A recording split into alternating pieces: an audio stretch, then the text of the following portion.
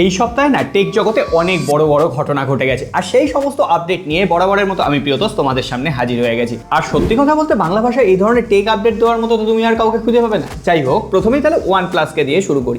OnePlus একটা বড় সড়ো ধাক্কা খেয়েছে। OnePlus-এর যিনি সিইও আছে পিট লাও, তাইওয়ানে তার এগেনস্টে গ্রেপ্তারি পরোয়ানা জারি হয়েছে, অ্যারেস্ট ওয়ারেন্ট বেরিয়ে গেছে আর কি। আসলে বলা হচ্ছে, অভিযোগ করা হচ্ছে 2014 সাল থেকে তিনি প্রায় 70 থেকে 75 জন কর্মী নিয়োগ করেছিলেন। সেই কর্মী নিয়োগটা যেটা হয়েছে সেটা ওখানকার আইন বিরুদ্ধভাবে হয়েছে, মানে আইন না মেনে হয়েছে। মানে শুধুমাত্র আমাদের এখানে এসএসসি স্ক্যাম হয় না, তাইওয়ানের মতো জায়গাতেও এই ধরনের স্ক্যাম ট্যাম হয়।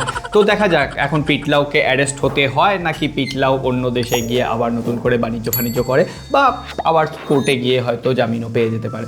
কিন্তু এরই ফাঁকে OnePlus বেশ কিছু ধুন্ধুমার স্মার্টফোন ইন্ডিয়া আর বাংলাদেশের মার্কেটে লঞ্চ করতে চলেছে। এই যে OnePlus 15R আমার মনে হচ্ছে আজকের দিনে সব থেকে ভ্যালু ফর মানি একটা ডিভাইস। যাই হোক, এই স্মার্টফোনটার রিভিউ আসবে, ডেডিকেটেড রিভিউ আসবে, শর্টস আসবে। কিন্তু হ্যাঁ, এই OnePlus 15R-এর পাশাপাশি এবার OnePlus Nord 6 লঞ্চ করতে চলেছে, যেখানে 9000 mAh এর ব্যাটারি থাকবে। এই OnePlus 15R-এই 7400 mAh এর ব্যাটারি আমরা পেয়েছি, তো 9000 mAh ব্যাটারি মানে 3 দিনের ব্যাটারি ব্যাকআপ অবভিয়াসলি তোমরা পেয়ে যাবে। আর এই OnePlus Nord 6-এ বলা হচ্ছে Qualcomm Snapdragon 8s Gen 4 এর মতো একটা পাওয়ারফুল চিপসেট থাকবে, 1.5K এর একটা OLED ডিসপ্লে থাকবে, 165 Hz এর রিফ্রেশ রেট। অ্যাকচুয়ালি OnePlus এখন 120 Hz 144 Hz এসব মুছে ফেলেছে, একেবারে 165 Hz দিচ্ছে। সো OnePlus এর তরফ থেকে Nord 6 হয়তো ফেব্রুয়ারি মাসের প্রথম দিকেই লঞ্চ করে যাবে, ভালো তাগড়া স্পেসিফিকেশন।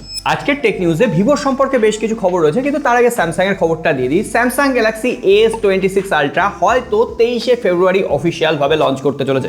যেটুকু কনফার্মেশন পাওয়া গেছে, ইউএস মার্কেটে Qualcomm Snapdragon 8 Elite 5 for Galaxy দিয়ে লঞ্চ করছে। আমাদের এখানে Exynos-এর 2600 প্রসেসর, 2nm বেস টেকনোলজির একটা প্রসেসর হচ্ছে। বাকি বেশ কিছু ইমপ্রুভমেন্ট থাকছে, যেমন একদম নতুন একটা রিফ্রেশ ডিজাইন হচ্ছে, নিউ ক্যামেরা হার্ডওয়্যার ইউজ হচ্ছে, ফাস্টার র্যাম আর স্টোরেজ ভ্যারিয়েন্টও হচ্ছে, এমনকি চার্জিং ক্যাপাসিটি 45 ওয়াট থেকে বেড়ে 65 ওয়াট হয়ে যাচ্ছে। মানে এমন ভাব করে বলছি না যেন মনে হচ্ছে 100 ওয়াটের ফাস্ট চার্জিং দিয়ে দিয়েছে। যাই হোক, দেখা যাক কি হয়। আর স্যামসাংয়ের One UI 8.5 এর যে আপডেটটা, সেটা রোল আউট শুরু হয়ে গেছে। প্রথমে ফ্ল্যাগশিপ লেভেলের ডিভাইস আসবে এবং তার টাইম লাইন কী হবে, আমি এতগুলো ডিভাইসের নাম তো এখানে বলতে পারবো না, আমি লিঙ্কটা ডেসক্রিপশন বক্সে অ্যাড করে দিচ্ছি, যারা স্যামসাংয়ের ফোন ইউজ করছো দেখে নিও। এরপরে ভিভোর তিনটে একদম ঝক্কাস ফোন আসছে। ভিভো X200T, আমি ভেবেছিলাম X300 সিরিজের আন্ডারে আসবে, কিন্তু X200T যেখানে মিডিয়াটেকের Dimensity 9400 প্লাস চিপসেট থাকছে, 1.5K অ্যামোলেড ডিসপ্লে থাকছে, পারফরমেন্স যথেষ্ট ভালো হবে, 6200 mAh এর ব্যাটারি, এর পাশাপাশি 50 মেগাপিক্সেলের প্রাইমারি সেন্সার, 50 মেগাপিক্সেলের একটা টেলিফটো সেন্সার আর 50 মেগাপিক্সেলের আল্ট্রা ওয়াইড অ্যাঙ্গেল লেন্স থাকবে। মানে ক্যামেরার দিক থেকে বেশ ভালো হবে। আর এই ফোনটা খুবই অল্প দামে কিন্তু ভিভো লঞ্চ করবে, কারণ মিডিয়াটেকের প্রসেসর রয়েছে, দামটা একটু কম থাকবে, মোটামুটি 40,000 রুপিতেও যদি এটা লঞ্চ করে দারুণ হয়ে যাবে। আর তার পাশাপাশি ভিভো X300 FE-তে যে প্রসেসরটা ইউজ হবে, Qualcomm Snapdragon 8 Gen 5, সেটাও কিন্তু একটা পাওয়ারফুল ডিভাইস হতে চলেছে। মোটামুটি 50 থেকে 55 বা 60,000 রুপির আশেপাশে লঞ্চ হবে, ক্যামেরা যথেষ্ট ভালো হবে, আর ওই ফোনটা কম্প্যাক্ট হলেও ব্যাটারি যথেষ্ট বড় থাকবে। আর তার পাশাপাশি ভিভো V70 আর ভিভো V70 Elite, মানে ভিভোর একদম লম্বা লাইন আপ, এই দুটো স্মার্টফোনও লঞ্চ করবে, সেটাও ফেব্রুয়ারি মাসের দিকেই লঞ্চ করবে। মোটামুটি 4টে স্মার্টফোনই হয়তো ফেব্রুয়ারি বা মার্চের প্রথম দিকেই লঞ্চ করে যাবে। V70 সেখানে 50 মেগাপিক্সেলের টেলিফটো সেন্সর থাকছে, আর এলিট যে স্মার্টফোনটা সেখানে শোনা যাচ্ছে পেরিস্কোপিক জুম লেন্স থাকবে।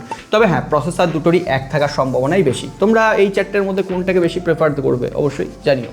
যাই হোক, প্রথমেই বলি, অ্যাপেলের যে আইফোন এয়ার এতদিন গুজব উঠেছিল না সেই ফোনটা লঞ্চ করবে না, অবশ্যই শোনা যাচ্ছে অ্যাপেল নাকি তার সাকসেসর লঞ্চ করতে চলেছে। সেই ফোনটার মেন কমপ্লেন ছিল সেই ফোনটা ব্যাটারি ছোট, 1 লাখ টাকা দিয়ে কেউ ওই ছোট ব্যাটারি স্মার্টফোন নিতে চাইছিল না। অ্যাপেল শোনা যাচ্ছে এবার ভেতরে এমন কাজ করছে, সিলিকন টেকনোলজি হয়তো আনছে। যাই হোক, সেখানে স্লিম স্মার্টফোন হবে কিন্তু ব্যাটারিটা অনেক বড় থাকবে। কিন্তু আমার তো আরেকটা প্রবলেম ছিল যে ওই 1 লাখের ফোনে একটা ক্যামেরা, সো কেন কম্প্রোমাইজ করতে যাব। দেখা যাক অ্যাপেলের এয়ার মানে আইফোন এয়ার 2 কেমন হয়। তার পাশাপাশি শোনা যাচ্ছে আইফোন 17E যে ফোনটা, 16E জানো কেমন ফ্লপ করেছিল, আইফোন 17E নাকি সামনের মাসে লঞ্চ করবে। মোটামুটি ধরে রাখতে পারো ওই 55,000 রুপির আশেপাশে লঞ্চ করবে। সেখানে একদম লেটেস্ট বায়োনিক A19 চিপসেট থাকবে, 5G হবে। মোটামুটি যারা পারফরমেন্স আর অ্যাপেলের স্মার্টফোন লেটেস্ট ট্রাই করতে চাইছো তাদের জন্য পারফেক্ট হবে। আর আইফোন 18 সিরিজে একটা বড় সড়ো চেঞ্জ থাকবে। শোনা যাচ্ছে আইফোন 18 প্রো এবং প্রো ম্যাক্সে LTPO ডিসপ্লে অ্যাপেল ইউজ করবে, যেই ডিসপ্লেটা 1 হার্টজ থেকে 120 হার্টজের মধ্যে মানে ওঠা নামা করতে পারে ইউজেস প্যাটার্নে।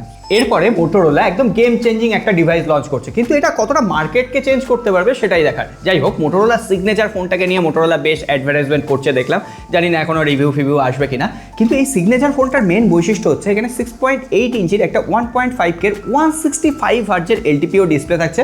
বাদ বাকি পারফরমেন্স তো ভালো হবেই। 23শে জানুয়ারি নাগাদ এই স্মার্টফোনটা লঞ্চ করবে। তবে হ্যাঁ, এই স্মার্টফোনের দাম শোনা যাচ্ছে প্রায় 65 থেকে 70,000 রুপির মধ্যে লঞ্চ করবে। সো অবভিয়াসলি 2026 সাল থেকে স্মার্টফোনের দাম যে বাড়ছে আর অন্যান্য নতুন স্মার্টফোনের দামও যে পরবর্তীতে বাড়বেই, এটা আর অস্বীকার করে লাভ নেই, কারণ সত্যিই চিপ ক্রাইসিস এবার স্মার্টফোন সেক্টরে দেখা দিয়েছে। সবাই তো স্মার্টফোন লঞ্চ করছে, রিয়েলমিও বলছে আমারও একটা স্মার্টফোন ভাই লঞ্চ করতে হবে। রিয়েলমি GT Neo 8 লঞ্চ করবে, আর এখানেও কোয়ালকম স্ন্যাপড্রাগন 8 Gen 5 চিপসেট থাকবে, আর এটার দামও নাকি 60-65,000 রুপি হবে। স্যামসাং এর অ্যামোলেড ডিসপ্লে থাকছে, এটা একটা ভালো দিক। আর ফোনটার ব্যাক প্যানেলে কেমন দেখতে হবে, ফোনটার লুকস মোটামুটি বেশ ভাইব্রেন্ট দেখতে হচ্ছে, এটা বোঝাই যাচ্ছে। আর পাশাপাশি রিয়েলমি একটা 10,000 mAh এর স্মার্টফোন লঞ্চ করতে চলেছে, ব্যাক প্যানেলের কিছুটা অংশ সামনে এসছে। আর এটা কিন্তু ওই দামি স্মার্টফোন হবে না, এটা বোঝা যাচ্ছে যে 20 থেকে 25,000 বা 30,000-এর মধ্যেই একটা ডিভাইস হবে, যেটাও রিয়েলমি ওই ফেব্রুয়ারি শেষের দিকে হয়তো লঞ্চ করতে চলেছে। সো এবার তোমরাই বলো, এই ধরনের টেক ইনফরমেশন আর কেউ তোমাদের কাছে পৌঁছে দিতে পারবে? আর তার জন্যই বারবার বলছি, ভালো লেগে থাকলে লাইক করো বস। লাইক না করলে কিন্তু এই ভিডিওগুলো অন্যদের কাছে পৌঁছবে না। সাবস্ক্রাইব আর ঘন্টিটা বাজিয়ে রেখো, যাতে পরবর্তীতে আরও এই ধরনের টেক আপডেট তোমরা পেয়ে যাও। সকলে ভালো থেকো, দেখা হবে আগামী পর্বে।